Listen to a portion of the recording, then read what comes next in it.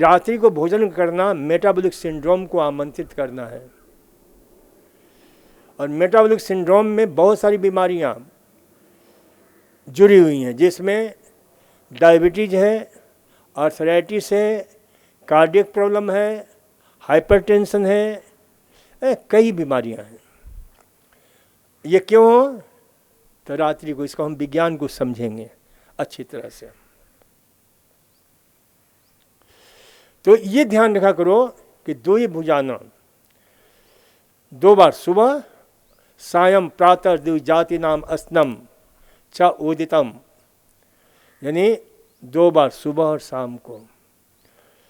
अब ये जो है ना कितना, क्योंकि ये 100 वर्ष जीने का तरीका बता रहे हैं, और 100 वर्ष जीने में एक बहुत बड़े वैज्ञानिक हैं बाल्टीमोर विश्वविद्यालय में, अब तो जॉन हॉपकिंस जो विश्व का महानतम मेडिकल साइंस का संस्थान माना जाता है बाल्टीमोर में, अमेरिका में।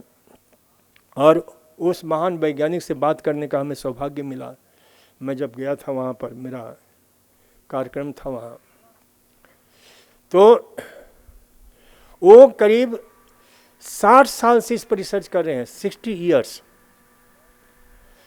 कि भाई आदमी का, उन्होंने बहुत सारे खोज किए, बहुत सारे। वो NIA संस्था है अमेरिका की, जिसका नाम है नेशनल इंस्टीट्यूट ऑफ एजिंग, यानी उम्र बढ़ाने वाला इंस्टीट्यूट, और उससे कई वैज्ञानिक, सैकड़ों वैज्ञानिक जुड़े हुए हैं, और वो इसी पर रिसर्च कर रहे हैं कि उम्र को कैसे बढ़ाया जाए।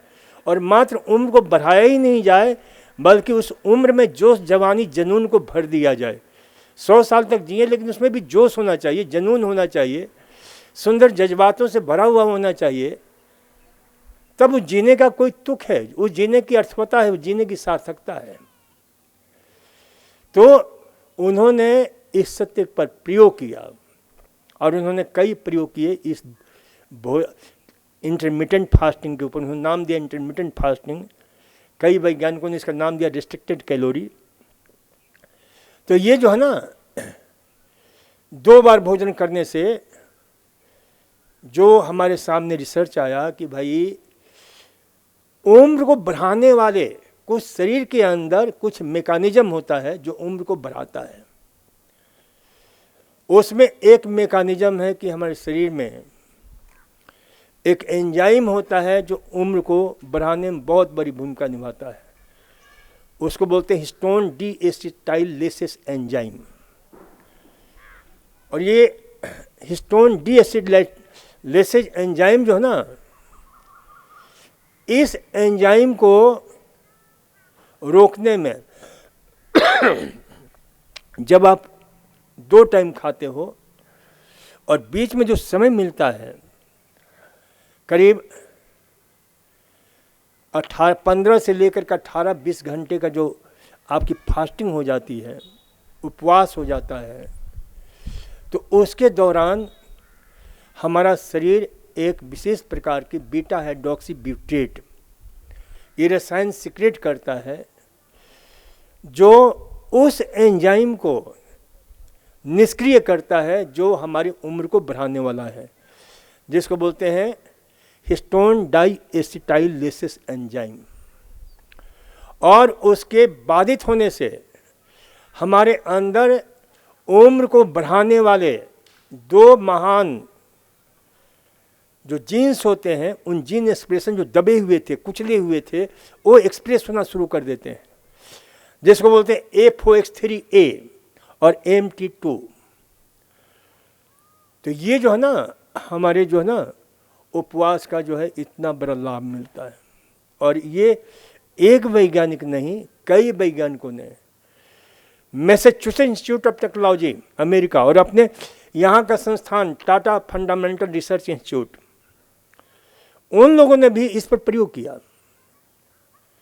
और इस प्रयोग को हमारे सामने रखा कि जब हम 2 टाइम खाते हैं, खाने के बीच में जो समय ज़्यादा मिल जाता है, उस समय के अंतर में एक विशेष प्रकार का SIRT1, SIRT2, ये भी उम्र को बढ़ाने वाले जीन्स हैं, उनकी जीन का एक्सप्रेशन जो है ना अच्छी तरह से होने लगता है।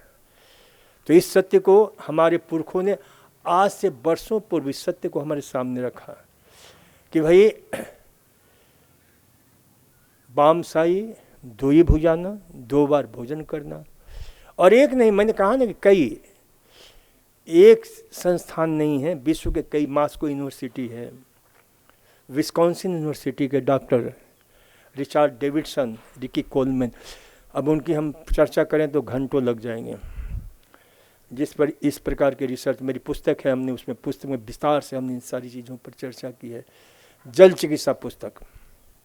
उसमें 5 तत्व की जो है ना पूरी वैज्ञानिकता के साथ हमने प्रमाणित किया है कि भाई ये कितने अद्भुत हमारे ये प्रयोग थे उन पुरखों का दिया हुआ। तो इसलिए जो है इसे ध्यान रखा करो। तो इसमें वैज्ञानिकों ने, हम भी इस पर कम से कम 5-6 महीना प्रयोग किया। हमने प्रयोग किया कि भाई सुबह हम 9-10 बजे खाना खा लेते थे और शाम को 3-4 बजे।